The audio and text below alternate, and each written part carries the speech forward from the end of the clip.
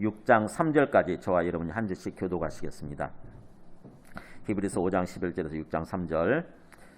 멜기세덱에 관하여는 우리가 할 말이 많으나 너희가 듣는 것이 둔함으로 설명하기 어려우니라. 때가 오래되었으므로 너희가 마땅히 선생이 되었을 터인데 너희가 다시 하나님의 말씀의 초보에 대하여 누구에게서 가르침을 받아야 할 처지이니 단단한 음식은 못 먹고 젖이나 먹어야 할 자가 되었도다. 이는 젖을 먹는 자마다 어린아이니 의의 말씀을 경험하지 못한 자요.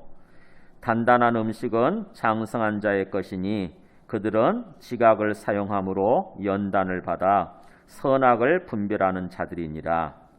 그러므로 우리가 그리스도의 도의 초보를 버리고 죽은 행실을 회개함과 하나님께 대한 신앙과 세례들과 안수와 죽은 자의 부활과 영원한 심판에 관한 교훈의 털을 다시 닦지 말고 완전한 대로 나아갈지니라. 같이 읽습니다. 하나님께서 허락하시면 우리가 이것을 하리라. 네, 히브리서 말씀은요, 유대인 출신의 그리스도인들이 있었습니다. 그러니까는 유대인 출신들이니까 하나님을 좀 알았던, 또 율법을 알았던 그런 사람들인 거죠. 근데 그 사람들이 예수 그리스도에 관한 복음을 듣고 예수님을 믿게 됐어요. 그래서 그리스도인이 된 거죠. 근데 그 사람들이 예수님을 믿고 신앙생활을 하다가 고난을 당하니까, 어려움을 당하니까 그냥 그 예수를 믿는 믿음을 놓아버리고 옛날로, 과거로 다시 돌아가려고 하고 있었습니다. 그래서 그런 사람들을 향해서 주시는 말씀이 히브리서예요. 그래서 주 예수 그리스도가 누군가에 대해서 다시 한번 앞에서 보면 나오죠. 주 예수 그리스도가 누군가에 대해서 얘기를 하고 예수님을 믿는 믿음이 어떤 것인가에 대해서, 믿음의 본질에 대해서 얘기를 하고, 우리가 지난번에 나눴죠. 살아계신 하나님 앞에 이렇게 항상 붙어있는 거라고 그랬죠. 믿음의 본질에 대해서 그렇게 얘기를 하고, 그 다음에 만약에 어려운 상황 속에서 믿음을 잃어버리고 다시 믿음을 포기하고 다시 옛날로 돌아가게 되면 어떻게 되는지, 그거에 대해서도 경고하는 그런 말씀을 주시는 거죠. 그게 히브리서 말씀입니다. 그래서 지금 우리가 이 코로나라고 하는 어려운 상황을 맞이해서 다시 한번 하나님께서 우리에게 바라시는 그런 믿음이 어떤 것인가, 우리가 어떤 믿음을 가져야 되는가, 이거에 대해서 말씀을 듣고 예배를 드리고자 합니다. 오늘 말씀의 시작이 이렇게 되죠. 멜기세덱에 관하여는 11절에 우리가 할 말이 많으나 너희가 듣는 것이 둔함으로 설명하기 어려우니라. 그러니까는 이 멜기세덱에 대해서 말씀을 하려고 그러는데, 이 히브리서 기자가 멜기세덱에 대해서 말씀을 하려고 그러는데 앞에 있는 사람들이 듣는 귀가 없어서 듣는 것이 둔하다고 하는 거죠. 말씀을 들을 줄 모르기 때문에 뭔가 고민이 되는 모습으로, 고민이 된다는 식으로 이렇게 말씀을 하는 거죠. 그래서 이 멜기세덱이 왜 중요하냐, 앞에서 10절에서 그랬잖아요. 하나님께 멜기세덱의 반차를 따른 대제사장이라 칭하심을 받으셨느니라. 누가요? 바로 예수 그리스도가, 예수님이 하나님으로부터 멜기세덱의 반차를 따르는, 반차라고 하는 거는 요즘 안 쓰는 표현인데 영어로 order, 우리말로 무슨 계보, 어떤 그렇게 생각하시면 돼요. 멜기세덱의 계보를 따라서 대제사장으로서 부름받았다, 대제사장으로 세워지셨다라고 하는 거죠. 예수님이. 그게 뭐가 그렇게 중요한가? 중요하다고 하는 거죠. 멜기세덱은 어디 나오냐면은 창세기에 나오거든요.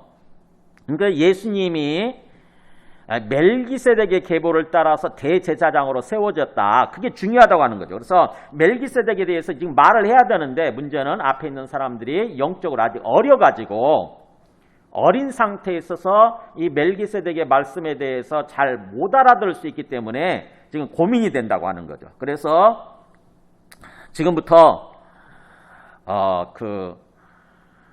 영적으로 뭔가 성장하고 성숙이 이루어지도록 말씀을 전하는 것이 이 12절부터 6장 끝까지예요.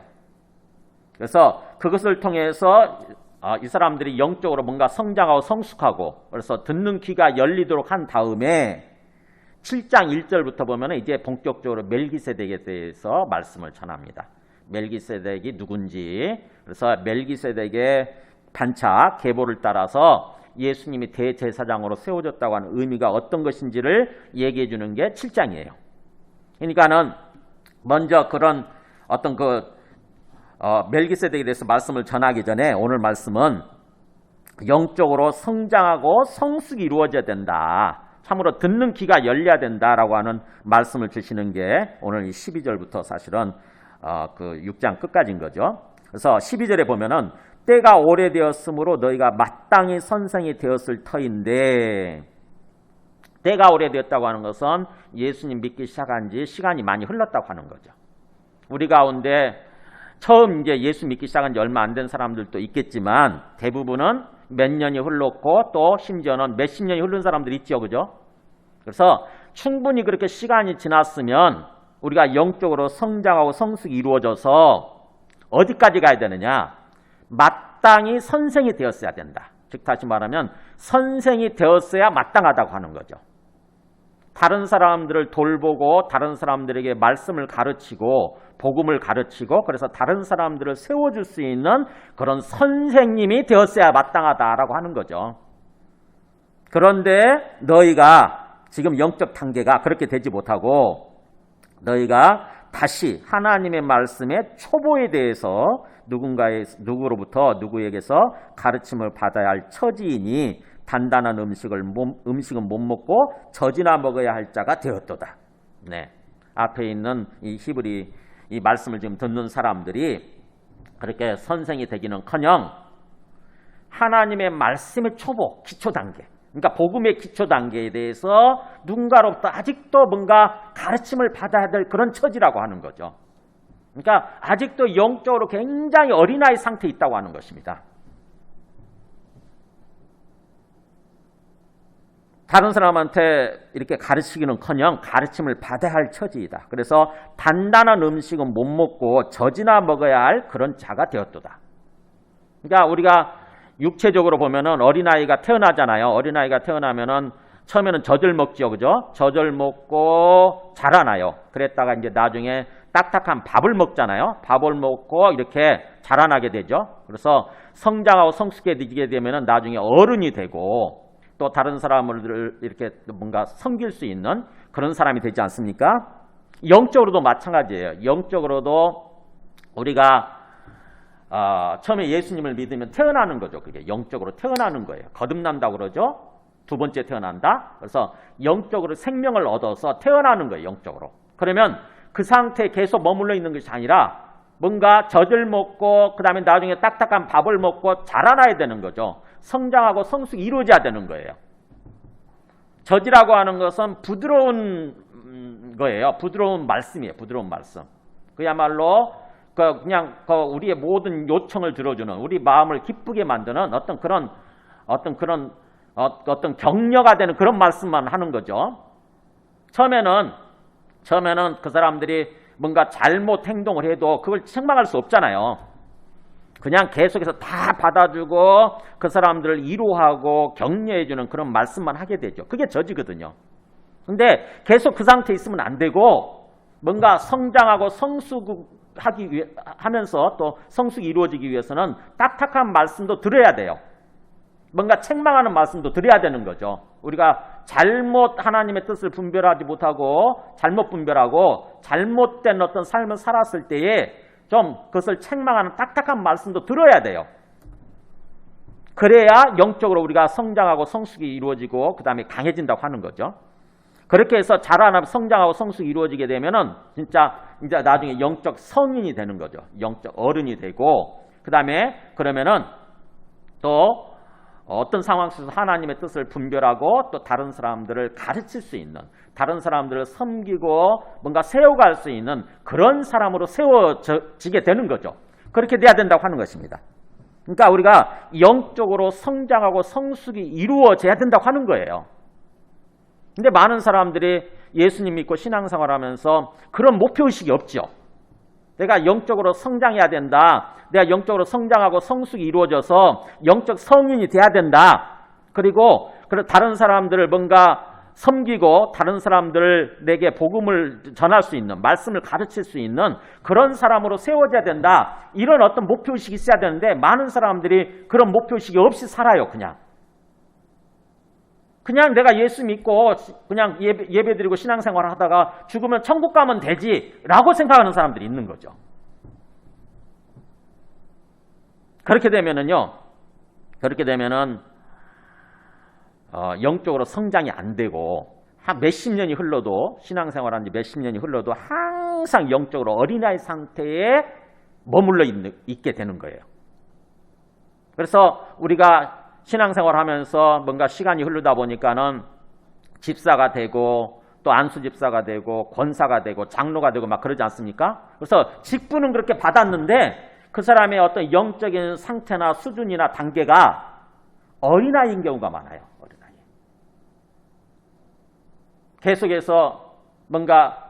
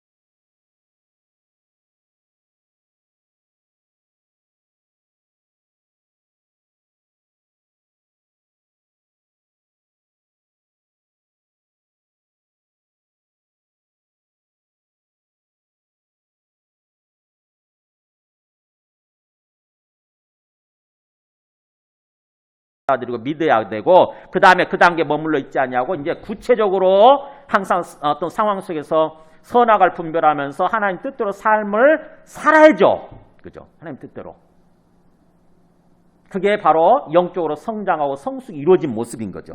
그래서 교훈의 그런 털을 이제 더 이상 닫지 말고, 더 이상 그냥 털만 닫고 있지 말고, 이제는 완전한 대로 나아가라. 완전한 수준, 온전한 단계, 완전한 단계. 뭔가 흠이 없는 완전 무기란 단계를 말하는 게 아니에요. 우리가 예수님 믿고 좀 성숙해졌어도요, 어느 순간에 실수할 수 있습니다. 실수하고 실족할 수는 있어요. 그러나 우리는 그것을 깨닫게 되고 다시 주님 앞에 진정으로 회개하고 다시 이제 그런 어떤 습관적으로 죄를 반복하지 않고 뭔가 새로운 모습으로 나아가게 되죠. 그 얘기를 하는 거예요. 흠 없고 완전 무결한 단계 그걸 말하는 것이 아니라 영적으로 온전한 모습, 하나님께 붙어있고 하나님과 온전히 동행하는 그런 모습, 온전한 단계, 영적인 성인 단계로 나아가라. 그래서 하나님께서 허락하시면 우리가 이것을 하리라. 우리가 그런 마음을 품고 하나님 앞에 결심하고 그런 목표를 향해서 영적으로 성장하고 성숙해지기 위해서 이렇게 나아갈 때 또 하나님께서 그것을 허락해 주셔야죠. 사실은 하나님이 은혜를 주시고 하나님께서 인도해 주셔야 그게 이제 온전히 이루어지게 되는 건데, 그럼에도 불구하고 우리가 하나님 탓만 하는 것이 아니라 하나님이 은혜 안 주셔서 그래요, 하나님은 나에게 은혜를 안 베풀어 주셔서 그래요, 이렇게 핑계댈 것이 아니라 우리가 해야 되는 부분이 있다고 하는 것입니다. 우리는 하나님의 말씀을 믿고 하나님을 말씀을 받아들여서 그 하나님의 말씀대로 우리가 살아가려고 노력하는 것, 우리의 자유의지를 가지고 의지적으로 노력하는 것, 그게 필요하다고 하는 거죠. 그럴 때 주님께서 또 은혜를 베풀어 주셔서 이렇게 온전히 우리가 영적으로 성장하고 성숙이 이루어지게 되고 영적 성인이 되고 장차 다른 사람을 섬길 수 있는 그런 어떤 성인이 된다고 하는 것입니다. 그러니까 항상 하나님의 은혜와 우리의 어떤 그 믿음, 이게 합쳐져 가지고 온전한 구원을 이뤄가는 거예요. 온전한 구원으로 나아가게 되는 거예요. 우리가 내가 영적으로 성장하고 성숙이 이루어져야 되겠구나, 이런 결심을 해야 되고요. 그래서 성경에 보면은 그렇게 우리가 성장하고 성숙해지기 위해서 어떤 그 길이 나오는데 바로 뭐냐면은 먼저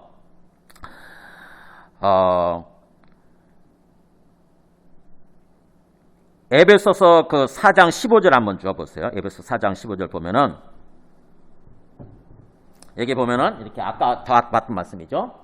우리가 어떻게 해야 영적으로 성장하고 성숙해지냐. 아까 문득 그냥 이 부분은 얘기했죠. 우리가 다 하나님의 아들, 즉 예수의 모습으로 오신 하나님의 아들을, 즉 예수님을 하나님의 아들로 믿는 것과 아는 것이 하나가 될 때 이렇게 된다고 하는 거고요. 그 다음에 여기 15절 우리가 읽지 않았죠? 한번 볼까요? 같이 읽을까요? 오직 사랑 안에서 참된 것을 하여 범사에 그에게까지 자랄지라. 그는 머리니 곧 그리스도라.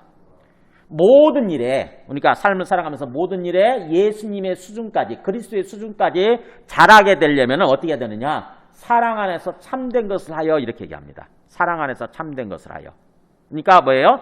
참된 삶을 사라고 하는 거죠. 참된 거라고 하는 것은 이게 바로 진리예요. 진리. 진실된 삶. 진리대로 행동하는 거예요. 의롭게 행동하는 거죠. 소위 의롭게.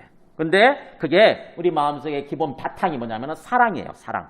사랑 안에서 참된 것을 말하고 참된 것대로 참된 것을 행동함으로써 우리가 모든 일에서 모든 경우에 그리스도의 수준까지 점점 자라난다고 하는 것입니다. 이게 중요해요. 이게 필요 충분 조건이에요. 사랑 없이 참된 것만 해도 안 되고 또 참된 거 없이 사랑만 강조해도 안 되는 거죠. 항상 참된 것을 행하되 사랑이 있어야 되고요. 사랑의 동기로 다른 사람한테 뭔가 다른 사람이 잘못된 삶을 살아갈 때에 그들을 권면하고 그를 죄를 얘기해 줄 때도 뭐예요? 사랑의 동기가 있어야 되는 거죠. 사랑의 동기, 사랑의 태도가 필요한 거죠.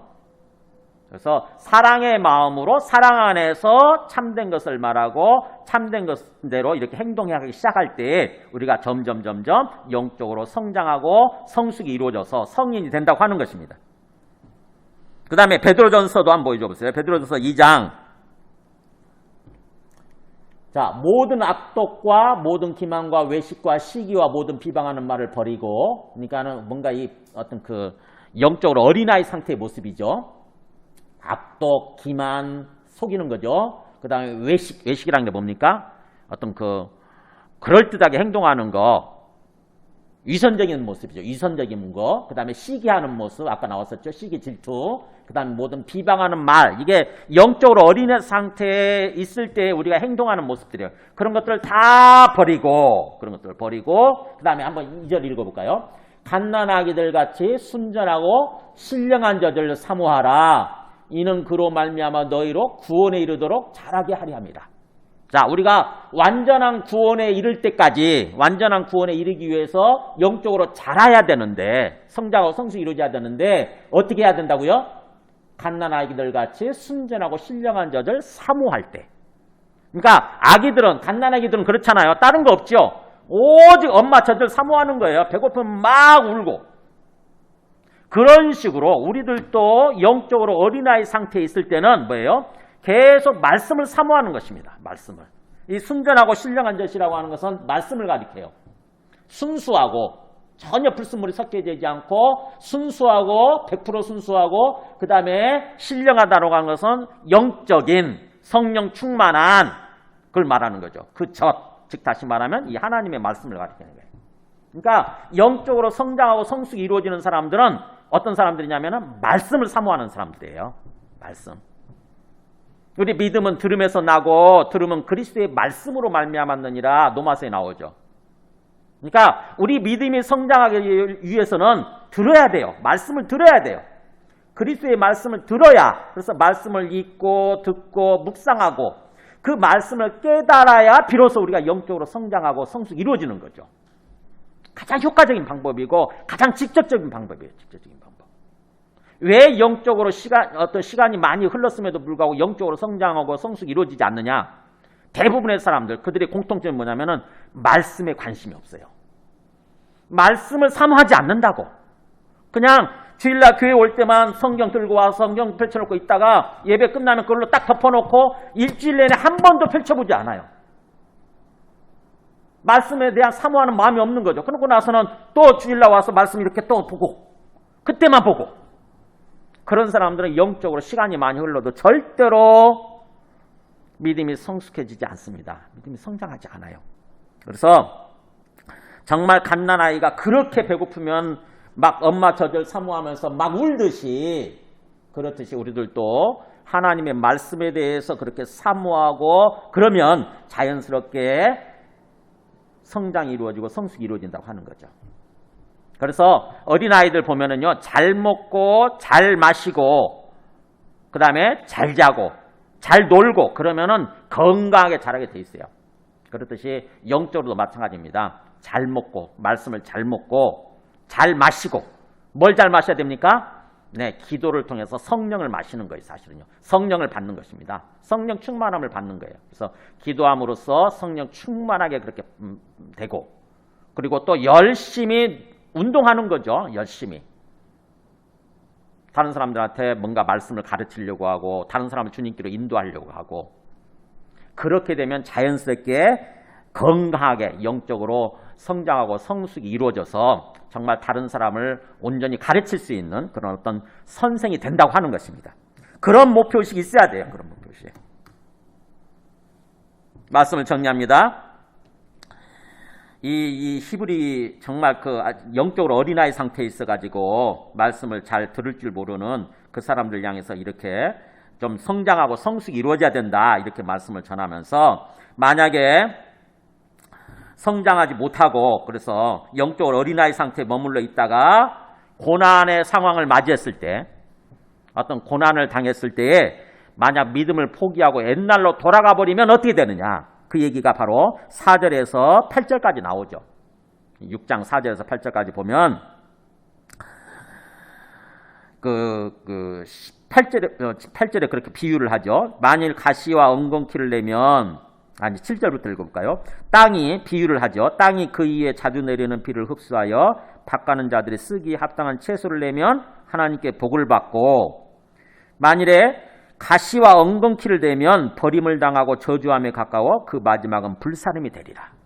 네, 뭡니까? 밭이 하나님이 내려주시는 비를 막 흡수해가지고 하나님이 좀 필요로 하는 어떤 그런 채소를 내면 그야말로 하나님께 복을 받는 존재가 되지만, 만일에 가시와 엉겅퀴를 낸다. 그러니까는 영적으로 성숙하지 못해서 계속 가시와 엉겅퀴를 낸다고 하는 것은 뭔가 잘못된 삶을 사는 거죠. 잘못된 삶을 살게 되면 결국 나중에 버림당하게 되고 저주받는 것에 가까워서, 저주에 가까워서 마지막은 불사름이 되리라. 네, 하나님으로부터 심판받아서 영원한 심판으로 가게 된다고 하는 거죠. 경고하는 거예요. 경고하는 거. 영적으로 성장하지 못하고 어린아이 단계에 머물러 있다가 그렇게 고난을 맞이해서 고난의 상황 속에서 믿음을 포기해버리고 옛날 삶으로 돌아가서 그런 삶을 살게 되면 나중에 진짜 하나님으로부터 완전한 심판을 받을 수도 있다고 하는 거죠. 그러면서 그 일종의 경고를 그렇게 하지만, 그러나 9절에 그죠? 사랑하는 자들아, 우리가 이같이 말하나 너희에게는 이보다 더 좋은 것 곧 구원에 속한 것이 있음을 확신하노라. 그러니까 내가 이렇게 경고는 하지만, 원칙적으로 경고는 하지만, 그러나 너희가 그렇다는 얘기는 아니다 이거죠. 너희는 이보다는 낫다. 구원에 속한 모습이 있다 그러는 거죠. 구원에 속한 모습이 있다. 뭘 가지고 얘기하느냐? 10절에 나오죠. 하나님은 불의하지 아니하사 너희 행위와 그의 이름을 위하여 나타낸 사랑으로 이미 성도를 섬긴 것과 이제도 섬기고 있는 것을 잊어버리지 아니하시느니라. 네. 그러니까 이들은 그 정도까지는 아니라고 하는 거죠. 아직 영적으로 좀 어리기는 하지만 그래도 뭔가 이 사람들이 어떤 구원받고 영적으로 성장하고 성숙이 이루어지는 모습이 있었다고 하는 거죠. 그것은 바로 뭐냐면은 사랑으로 성도를 섬긴 거, 그리고 지금도 섬기고 있는 거, 이거 하나님이 다 보고 알고 계신다라고 하는 거죠. 그래서 바로 이 사랑으로 섬기는 거, 이것이 바로 영적으로 성장하고 성숙해가는 그런 모습인 거예요.